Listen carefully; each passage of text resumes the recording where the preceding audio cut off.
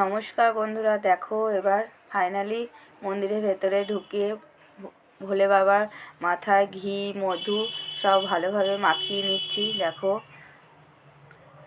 ভালোভাবে পুজোটা দিতে বসে গেছি।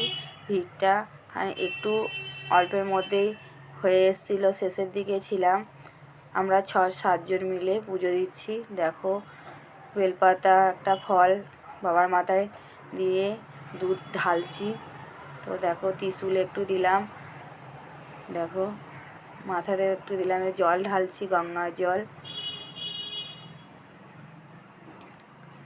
আমার ছেলেও দিয়েছে ভোলে বাবার মাথায় জল। দেখো আমার ছেলে দিচ্ছে, গঙ্গা জল ঢালছে। তো বন্ধুরা খুব ভালোভাবে